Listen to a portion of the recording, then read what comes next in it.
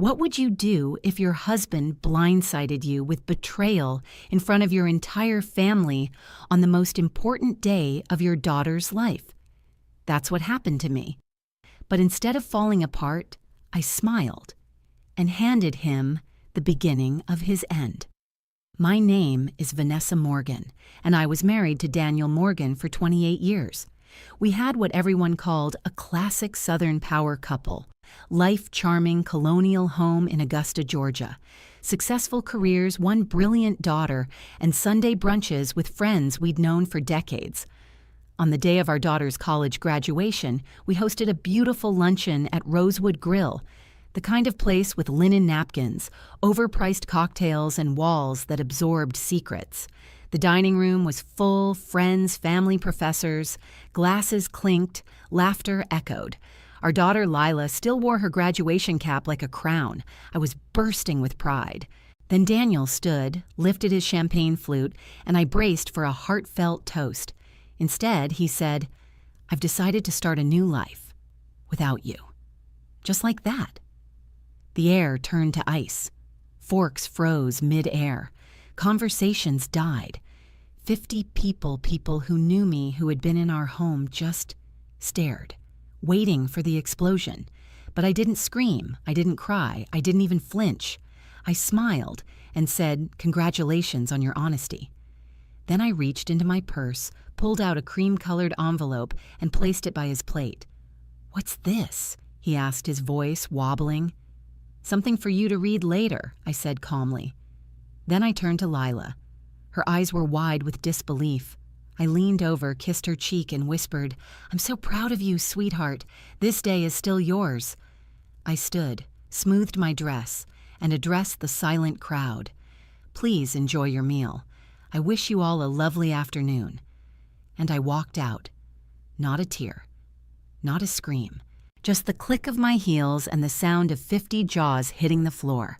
Outside, the Georgia summer hit me like a furnace, but it felt good, clean. For the first time in years, I could breathe. Behind me, the restaurant door slammed open. Daniel's voice sliced through the air, frantic, not triumphant. "Vanessa." "What the hell is this? What have you done?" I kept walking. What he didn't know was that I had been planning that moment for 3 months. While Daniel spent his time whispering to his mistress and draining our accounts, I had been building something stronger than rage. I had been building a strategy. See, Daniel always called me the stable one. I was the one who paid the bills on time, who saved for our daughter's college, who worked late as a senior financial advisor at Redstone Partners, while he chased a series of ill-conceived career pivots, like opening a custom furniture boutique that went belly up in 6 months. I had buried my own dreams so many times, I almost forgot I had any. I wanted to open a financial consultancy to help women in transition, divorcees, widows, overwhelmed mothers. I had the skills, the network, but I always told myself, after Lila graduates, after Daniel finds his groove. What a joke.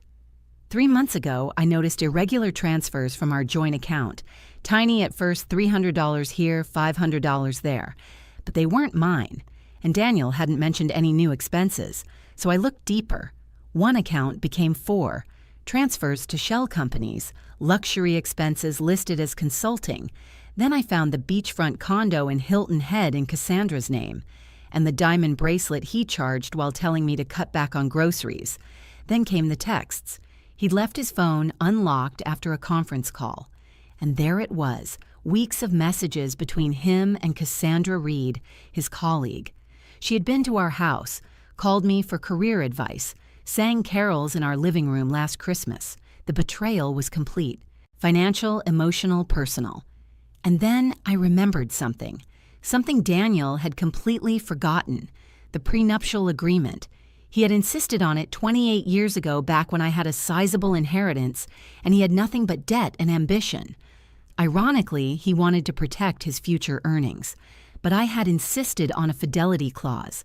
If either party committed adultery and the marriage ended because of it, the violating party forfeited all rights to joint assets, including retirement funds and property acquired during the marriage. That clause never expired. So while Daniel plotted his big restaurant betrayal, I prepared. I met with Philip Granger, a lawyer who specialized in financial divorces. We tracked every transfer, pulled every receipt, subpoenaed security footage, archived every message. My case was airtight. What Daniel didn't know was that I had already filed for divorce earlier that morning. It just hadn't hit the system yet. The envelope I left beside his champagne glass, it held the court notice asset freeze request and a printed copy of the prenuptial agreement highlighted. I didn't go back to the restaurant. I went home. The house we'd bought 15 years ago in Augusta's historic district, the one he promised to Cassandra in a text I wasn't supposed to see. It looked the same. Family photos, our antique clock, the couch where we used to dream. But I was different. Upstairs, his suitcases were already packed, hidden in the closet. He'd planned to leave the next morning. I smiled at the irony. He thought he was the puppet master. But I held the strings. My phone buzzed nonstop calls from stunned friends, messages from Lila, even from Daniel's sister, Debbie, who'd flown in from Chicago. I only responded to one. To Lila. "I'm okay. This isn't your burden to carry. Enjoy your day. We'll talk tonight. I love you." She'd be upset I hadn't told her earlier, but she'd understand. She had my grit and her father's charm, a dangerous but beautiful mix. 3 hours later, I heard Daniel's car screech into the driveway. The front door slammed. Footsteps thundered across the floor. Vanessa. He found me in the living room laptop on my knees, calmly reviewing documents. "What is the meaning of this?" he demanded, holding the envelope. "You served me divorce papers. Today, on Lila's graduation, I thought it aligned nicely with your plans," I said. "You wanted to start a new life. I'm just helping." His voice rose defensive. "You had no right to do this, just like you had every right to choose Cassandra. We all make choices." "The prenup expired," he said smugly. "Actually, it didn't." I retrieved the copy from my folder. Section 12. Fidelity clause remains in effect for the duration of the marriage. Your lawyer should have explained that. Oh, wait. You didn't hire one, did you? His face paled. For the first time, he looked afraid. Daniel's face contorted. Part rage, part confusion, part realization. He looked like a man standing on the edge of a cliff that he'd built himself. "You're bluffing," he said, though. His voice lacked conviction. "Read the fine print," I replied. "Cool and clear. You always skim the details." He stared at the highlighted clause in the document, mouthing the words without speaking. Then came the predictable spiral. "You've always been calculated, Vanessa," he snapped. "But this is cold." I tilted my head. Calculated. Maybe cold. No more cold is abandoning your wife for a woman who sat at our dinner table. Cold is hiding money while telling your daughter to skip the spring trip because money's tight. Cold is using someone's loyalty as a shield for your own selfishness. He flinched, but only slightly. What about our history 28 years together? Does that mean nothing? It meant everything I said, the ache hitting me like a soft bruise. That's why your betrayal broke something I can't fix. There was a flicker of something human in his eyes, but I didn't trust it. "Maybe we can fix this," he tried again. I made a mistake. People make mistakes. Daniel, this wasn't a mistake. A mistake is forgetting a birthday, misplacing a check. You planned this. You moved money. You signed a lease. You wrote text messages about me. You called me weak. His jaw tightened. "You're exaggerating." I reached for my phone, tapped play. His voice came through the speaker. "After the graduation, I'll tell her it's over. A public setting is better. She won't make a scene in front of everyone." Then Cassandra's voice, and she has no idea about the money, and his reply. "None. Vanessa trusts me completely. That's her weakness." He went pale. "You recorded me." "That's illegal." "Not in Georgia," I replied. "One-party consent, especially in your own home." Daniel staggered back a step. He looked like he wanted to yell but couldn't find the words. "I need to make some calls." "Your attorney might be a good place to start," I said, grabbing my keys. "I'll be staying at Debbie's tonight." Debbie's. His voice cracked. My sister's house. Yes, she's upset with you. She saw you and Cassandra at that gallery opening in December. She confronted you privately. You lied. When she saw you hadn't ended it, she told me. That stunned him. He'd never seen Debbie and me as close. Another blind spot. Everyone's betraying me, he muttered. Ironic, isn't it? I drove across town to Debbie's bungalow near the university. She answered the door with a hug so fierce it nearly knocked the air out of me. I just heard from Lila, she said. Are you okay? Better than I expected, I admitted. In her kitchen, the wine was already open. Of course it was. I never thought Daniel would make such a spectacle, Debbie said, pouring 2 glasses. To humiliate you in front of everyone. That's insane. That was the point, I said. Public embarrassment? A clean break. So I couldn't fight back. Debbie's expression turned stone cold. He's always loved the drama, but this is next level. We sat in her sunroom surrounded by books and potted succulents. What did you put in that envelope, she asked. I explained the divorce papers' evidence of fund transfers and the prenup clause that would leave him with nearly nothing. He's going to fight it, she warned. He can try. My phone buzzed. Lila. Mom. Her voice was tight. I'm coming over. Sweetheart, you don't have to. I'm already on my way.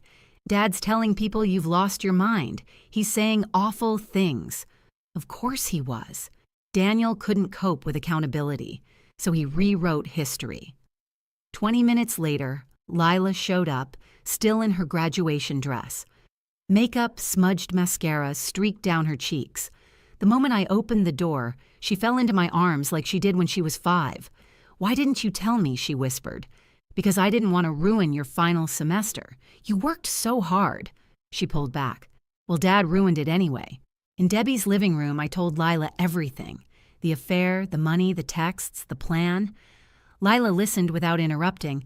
Then she said, I knew something was off. He was different. She bit her lip. And he told me last week we couldn't afford to help me with my move to Charleston. But now I know where that money went. Before I could respond, my phone pinged. A message from Philip, my attorney, emergency filing approved. Accounts frozen. Preliminary hearing set. He'll have access to minimal funds. The rest is locked. I showed the message to Lila and Debbie. Good, Lila said firmly. He deserves it. He's still your father, I reminded her gently. You don't have to take sides. I'm not taking sides. I'm taking truth. Just then the doorbell rang. Debbie peeked through the window, then turned to me. It's Daniel, and he's not alone. She opened the door. In walked Daniel and Cassandra. Cassandra looked out of place. Awkward. Her heel tapped the floor nervously. She was 37, too old to be a wide-eyed ingenue, but too young to pretend she knew what real storms looked like. Daniel, on the other hand, looked livid. His jaw clenched, his tie askew. Vanessa, you need to stop this insanity, he barked. Unfreeze the accounts. Let's talk like adults. Lila stood up. Maybe you should have tried acting like one before you detonated our family. Daniel blinked as if he just remembered she existed. Lila, this doesn't involve you. Doesn't involve me, she said, stepping forward. You hijacked my graduation. You broke my mom's heart. And you lied about money while I worked 2 jobs for textbooks. Cassandra touched Daniel's arm. Maybe we should go. He shrugged her off. Not until Vanessa stops acting crazy. Debbie folded her arms. She's the only sane one in the room. I stayed seated, calm. The eye of the storm. The accounts remain frozen until the preliminary hearing, I said. 3 days from now. That's when the judge will review the prenup and asset division. Daniel threw up his hands. 3 days. What am I supposed to do? You have your personal account, I said. The one you funneled money into for the last year. Cassandra's head snapped to him. You have a separate account with how much interesting. So he hadn't told her everything either. Daniel ignored her. This is vindictive. No, it's precise, I said. There's a difference. Daniel didn't respond to my last comment. He just stared at Cassandra, whose face was now twisted in a mix of confusion and betrayal. How much did you hide from me, Daniel? She asked, her voice sharp but brittle. He didn't answer. You told me you had savings, that the property was a done deal. You said we were starting over with something solid. Daniel rubbed his temples. Can we please not do this here? No, she snapped. Because I signed a lease with you. I left my job. I told my parents I was moving in with a successful businessman, and now you're telling me your wife froze the accounts and your prenup means you get nothing. I almost felt bad for her. Almost. But then I remembered her laugh echoing in my kitchen while she drank my wine. This is why you don't build your life on someone else's lies, I said quietly. Cassandra turned to me. Her mouth opened as if to defend herself, but nothing came out. I thought he was leaving you because it was over, she muttered. I didn't know about the money. Not like this. Daniel looked between us, cornered. You both need to leave, Debbie said firmly. This isn't your house. Lila stepped forward, her voice clear and strong. Did you know he was going to announce it like that? At my graduation party, Cassandra looked genuinely ashamed. I thought he was going to talk to your mom privately. He lied to you too, Lila said. Just like he lied to us. Daniel tried one more time, turning his attention to me. Vanessa, be rational. I don't want a war. We can split things amicably. I smiled. Daniel, this is amicable. I'm not dragging your name through the press. I'm not suing you for emotional distress. I'm simply enforcing a contract you made me sign. You should be thanking me for my restraint. He didn't thank me. Instead, he stormed out. Cassandra hesitated, then followed. She didn't look back. As the door clicked shut, the silence returned, but this time it felt lighter. Lila collapsed onto the couch beside me. I've never talked to Dad like that. She whispered, tears threatening again. I pulled her close. You spoke your truth. That's nothing to regret. Debbie handed us both glasses of wine and raised hers. To new beginnings, she said. To something better, I replied, clinking glasses. 3 days later, we stepped into the courtroom. It was raining, the kind of slow, gray drizzle that makes the world feel like it's in limbo. I wore navy blue, understated, professional, unshakable. Daniel sat across from me with a fresh attorney young, sharp suit, but clearly out of his depth in family court. His posture screamed tension. His eyes wouldn't meet mine. The judge, a silver-haired woman with reading glasses perched low on her nose, flipped through our files. Mr. Morgan, she said without looking up, do you contest the validity of this prenuptial agreement? His lawyer cleared his throat. Your Honor, we argue that the document is outdated given the marriage duration. The judge nodded, flipping to a tab. Section 18, Duration. This agreement remains in effect for the entirety of the marriage and any resulting dissolution proceedings. That's clear language. No expiration clause. Daniel leaned forward, whispering something urgent to his lawyer, who looked increasingly uncomfortable. The judge continued. Furthermore, the court finds credible evidence of financial misconduct, including concealed transfers and asset redirection. This violates the disclosure terms in Section 23. She looked directly at Daniel. I'm maintaining the freeze on all joint accounts pending full discovery. Mr. Morgan's personal account remains accessible. Mrs. Morgan will retain the primary residence during proceedings as permitted by the fidelity clause. Daniel's face turned beet red. This is outrageous, he muttered loudly. The judge raised an eyebrow. Mr. Morgan, I suggest you review the contract more carefully. You signed it. She banged the gavel lightly. Next hearing in 30 days. Discovery will be complete by then. As we exited the courtroom, Daniel caught up to me in the hallway. Vanessa, please. I turned slowly. We need to talk. Reasonably. No, Daniel. You needed to talk before the deception. Before Cassandra. Before you stole our daughter's moment. He looked stricken. 28 years has to count for something. It did, I said softly, until you decided it didn't. And I walked away, leaving him alone with the weight of his decisions pressing against his spine like a vice. News traveled quickly. Friends who had toasted with us weeks earlier now called to ask what really happened. Some offered support, others sought gossip. I kept my answers short. Daniel and I are separating. These things happen. That was all I said. I didn't owe anyone the full story. But Daniel's facade couldn't hold. His image, upstanding entrepreneur, loving husband, cracked under scrutiny. Once the financial freeze hit, things began unraveling. The beachfront condo gone, the new BMW canceled. Even his consulting firm was barely staying afloat without the financial backing I had quietly supplied for years. Debbie called one morning, unable to hide her amusement. Cassandra moved out. I raised my eyebrows. Already. Apparently, she learned Daniel doesn't have the kind of wealth he claimed, and that whatever's left is tied up in court. I laughed. She didn't sign up for hard times, did she? She told her friend Jennifer that Daniel's reality didn't match his fantasy. Meanwhile, I began rebuilding on my own terms.